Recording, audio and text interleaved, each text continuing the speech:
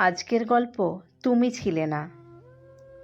কমলদা যখন দ্বিতীয়বার বিয়ে করে নিয়ে এলো, পৌলমী তখন বেশ ছোট, ক্লাস 5-এ পড়ে। পৌলমী কমলদার একমাত্র মেয়ে। আমি সেদিন কমলদার বাড়িতেই উপস্থিত। ওপরের ঘরে পৌলমীকে পড়াচ্ছি তখন। পড়াতে পড়াতেই কথাটা কানে এসেছিল। ওরে উলুদে, নতুন বউ এসেছে। আরে ও বড় বৌমা, কোথায় গেলে সব? নতুন বউকে বরণ করতে হবে যে। কথাটা শুনে পৌলমী বলেছিল, ওই এসে গেছে, একবার গিয়ে দেখে আসি। জানো মাস্টার মশাই, আজ আমার বাবা বিয়ে করতে গিয়েছিল। তুমি বসো, আমি একবারটি দেখেই চলে আসব। বলেই পৌলমী দৌড় দিয়েছিল। আমি ছিলাম পৌলমীর গৃহশিক্ষক। পৌলমীকে পড়ালেখা শেখানোর দায়িত্বটা পৌলমীর বাবা অর্থাৎ কমলদা দিয়েছিল আমার উপরেই। সেই কোন ছোটবেলায় পৌলমীকে হাতে ধরে অ আ ক খ শেখানোটা আমাকেই করতে হয়েছিল। পৌলমীর মা পৌলমীর পড়াশোনা শেখানোর দায়িত্ব কোনো কালেই নেয়নি। আর কমলদারই বা টাইম কোথায়? সকালে অফিস বেরিয়ে গিয়ে রাতে বাড়ি ফেরা। পৌলমীকে পড়ানোর সূত্রেই কমলদার বাড়ির অনেক ঘটনাই আমার জানা। হবে নাই বা কেন, দীর্ঘ কয়েক বছর ধরেই কমলদার বাড়িতে আমার আসা যাওয়া। সেদিন পড়াতে গিয়ে পৌলমীর ঠাকুমার কথাটা কানে যেতেই আমিও উঁকি মেরে জানালা দিয়ে দেখেছিলাম।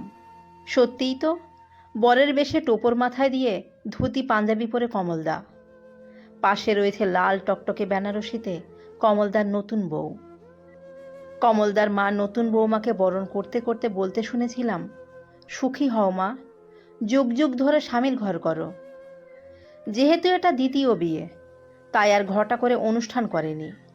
মন্দিরে নিয়ে গিয়ে বিয়ের কাজটা সমাধা করেছিল কমলদা। তবে কমলদা আবার বিয়ে করাতে খবরটা ছড়িয়ে পড়েছিল চারিদিকে। গ্রামের দিকে বেশিরভাগ মানুষই সবাই সবাইকে চেনে। সবার মুখে মুখে তখন একটাই কথা, কমল চাটুর্যে আবার বিয়ে করেছে। গ্রামে কমলদাকে চেনে না এমন কেউ নেই। গ্রামের মধ্যে সরকারি চাকরি করা মানুষ বলতে তখন হাতে গোনা 2-3 জন। তার উপর কমলদা ভালো চাকরি করে, স্টেশন মাস্টার। একই গ্রামে থাকলেও কমলদাদের পাড়াটা আলাদা ছিল। ওদের পাড়াটার নাম ছিল চাটুর্যে পাড়া। কমলদা যখন প্রথম বিয়ে হলো তখন আমি কলেজে পড়ছি। সে তো মহা ধুমধাম করে বিয়ে হয়েছিল। বিয়ের একদিন আগে থেকে নহবতে বসেছিল। গ্রামের বেশিরভাগ লোকই নিমন্ত্রিত ছিল। কমলদার প্রথম বিয়েটা সুখের হয়নি। বিয়ে করেছিল আসানসোলের দিকে রামচন্দ্রপুর নামক একটি গ্রামে। কমলদার শ্বশুরবাড়ি ছিল বেশ বনেদি পরিবার। রামচন্দ্রপুরের ব্যানার্জি বাড়ির বেশ নামডাক। আশেপাশের মানুষ প্রায় সকলেই ব্যানার্জি বাড়িকে চিনত। শুনেছি কমলদার ছোট মামাই ঘটকালি করেছিল। ছোট মামার সাথে কমলদার শ্বশুর দুজনে একসঙ্গে চাকরি করতেন। কমলদার শ্বশুরই কমলদার ছোট মামাকে বলেছিলেন, একটা ভালো ছেলে দেখে দিও তো আমার মেয়ের জন্য। কমলদার মামা বলেছিল, আমার নিজেরই ভাগনা আছে, আমার বড়দির ছোট ছেলে, রেলে চাকরি করে, দেখতে পারো তাহলে। মাত্র 1 মাসের মাথায় বিয়ের কথাবার্তা মিটে গিয়ে কমলদার সাথে বিয়েটা হয়ে যায়। মেয়েটির নাম ছিল মৌমি। মৌমির তখন কত বয়স হবে? ওই 18-19। কমলদার বয়স তখন প্রায় 30 বা তার বেশি। বয়সেরও একটা ব্যবধান ছিল। মৌমিও বেশ সুন্দরী। সবাইকে বলতে শুনেছিলাম তখন, চাটুর্যে পাড়ার মধ্যে সব থেকে সুন্দরী কমলের বউ। সুন্দরী হলে কি হবে, বিয়ের 2 দিন পর কমলদার বউ ওই বাড়ি ছেড়ে চলে গেল বাপের বাড়ি। গোটা গ্রাম জেনে গেল কমলদার বউ পালিয়ে গেছে। কমলদা আর কমলদার বাড়ির লোকজন জানেই না কি কারণে এমন ঘটনা ঘটল। বিয়ের পরের দিন বাড়িতে আসার পর থেকেই এক অস্বাভাবিক আচরণ করছিল কমলদার নতুন বউ। সবাই ভেবেছিল নতুন পরিবেশে এসেছে বলেই হয়তো এই ধরনের আচরণ করছে। হঠাৎ চলে যাওয়াতে সবার মনে খটকা লেগেছিল একটা। সে যাই হোক, বুঝিয়ে সুঝিয়ে আবার শ্বশুর বাড়িতে ফিরিয়ে নিয়ে আসে নতুন বউকে। ফিরিয়ে আনলে কি হবে, আচরণের কোনো রকম পরিবর্তন দেখা দিল না। কমলদাও তো বুঝতে পারছে না কি কারণ। কয়েকদিন এভাবে কাটার পর কমলদা একদিন রাতে নতুন বউকে জোর জবস্তি করাতে নতুন বউ মানে মৌমি বলেছিল, আমি তোমাকে স্বামী হিসেবে গ্রহণ করিনি, আর কোনোদিন মানতেও পারবো না। এটাও জেনে রেখো, মন থেকে কোনোদিনও তোমাকে ভালোবাসতেও পারবো না। এমন কথা শুনে আশ্চর্য হয়ে গিয়েছিল কমলদা। কি বলছো এসব? বিয়ে করলে কেন তাহলে? কে বলেছে আমি বিয়ে করেছি? আমাকে তো জোর করে বিয়ে দেওয়া হয়েছে। তোমার এ বিয়েতে ইচ্ছে ছিল না? না, আমার ইচ্ছে ছিল না। বাবার জন্য বিয়েটা করতে হয়েছে, সেটা আমার ইচ্ছের বিরুদ্ধেই। আমি যদি এ বিয়েটা না করি তাহলে বাবা আত্মহত্যা করবে বলেছিল, সেজন্য বিয়েটা করি। কোনো প্রবলেম থাকলে বিয়ের আগেই তো বলতে পারতে। আমি নিজেই বিয়েটা করতাম না। আমাকে তো বলতেই দেওয়া হয়নি। বাবা আত্মহত্যার ভয় দেখিয়ে রেখেছিল, তাই আমি আমার অমতেই বিয়েটা করেছি। স্বামী হিসেবে তোমাকে কোনোদিনও গ্রহণ করতে পারবো না, কারণ আমি যাকে ভালোবাসি তার দেওয়া এই আংটি আমি এখনো পরে আছি, আর তাকেই আমি মনে প্রাণে ভালোবাসি। তো তাকেই বা বিয়েটা করলে না কেন? আমি তো তাকেই বিয়ে করতে চেয়েছিলাম। বাড়ি থেকে মেনে নেয়নি আমাদের সম্পর্কটা। আমার অনেক দিনের প্রেম। সে মানুষটাকে জানো? আমার বৌদির দাদা, নির্মাল্য।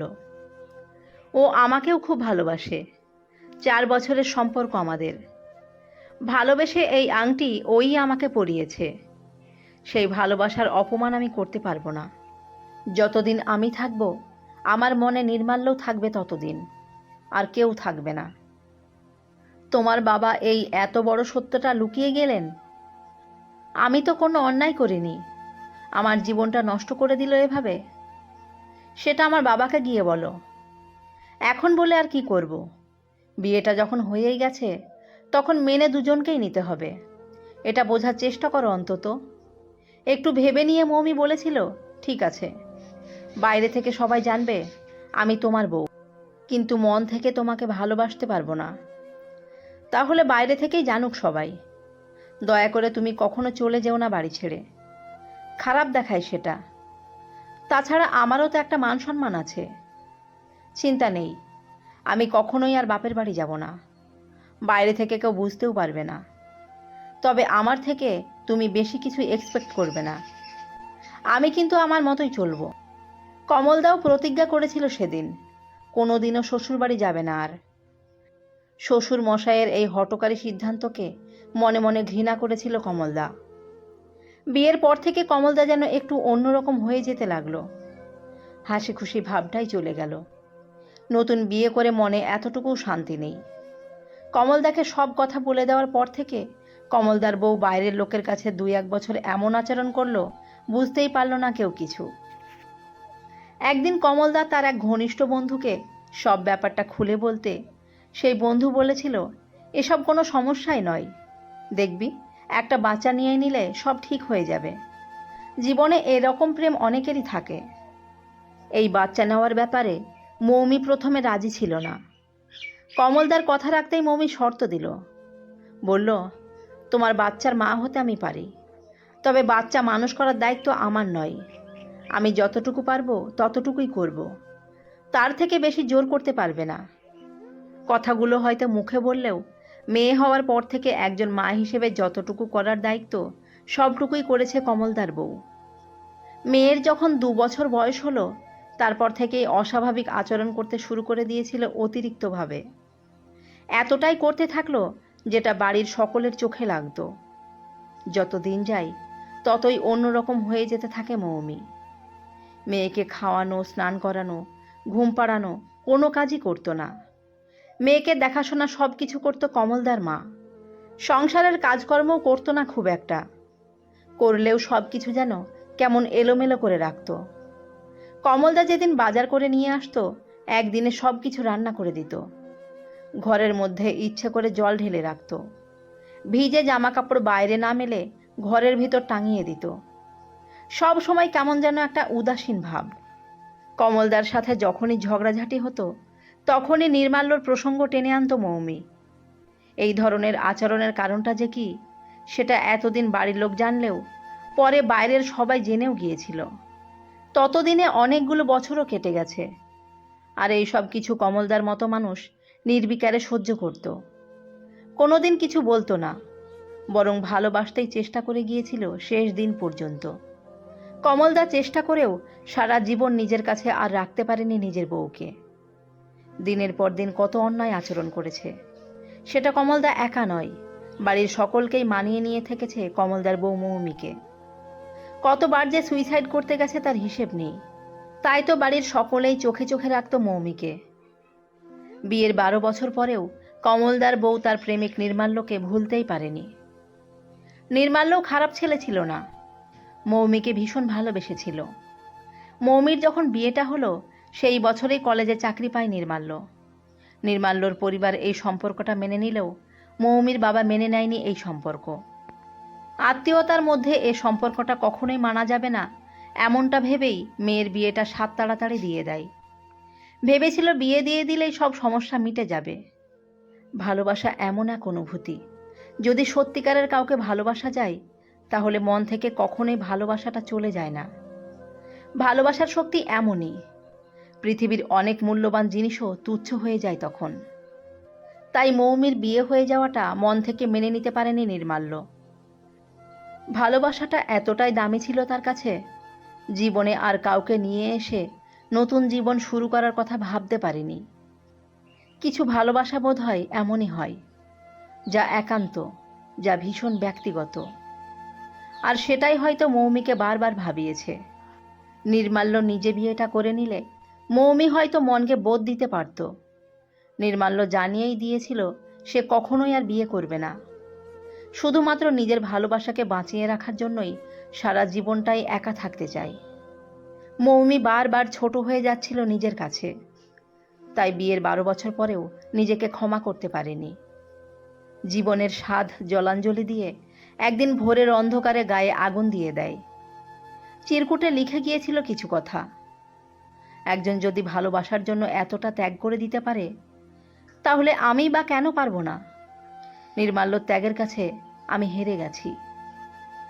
মৌমি মারা যাওয়ার খবর পেয়ে শেষ দেখা করতে নির্মাল্য এসেছিল। অনেকে কানাকানি করছিল নির্মাল্যকে দেখে। নির্মাল্যর হাতে তখন একগুচ্ছ গোলাপ। গোলাপের লাল পাপড়িগুলো দিয়ে পোড়া ক্ষত শরীরটার ওপর বিছিয়ে দিতে দিতে বলেছিল, আমাকে এভাবে হারিয়ে দেবে বুঝতে পারিনি।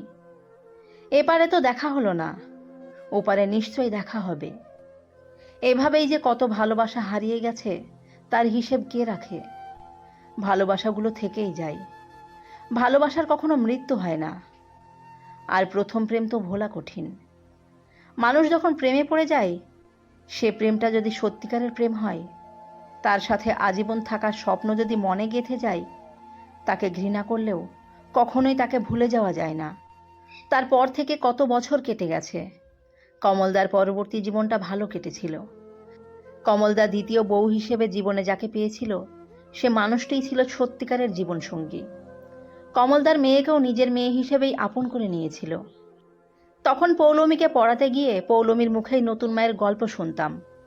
পৌলমী আমাকে বলতো, জানো মাস্টার মশাই, আমার নতুন মা আমাকে খুব ভালোবাসে, আমাকে খুব সুন্দর করে সাজিয়ে দেয়।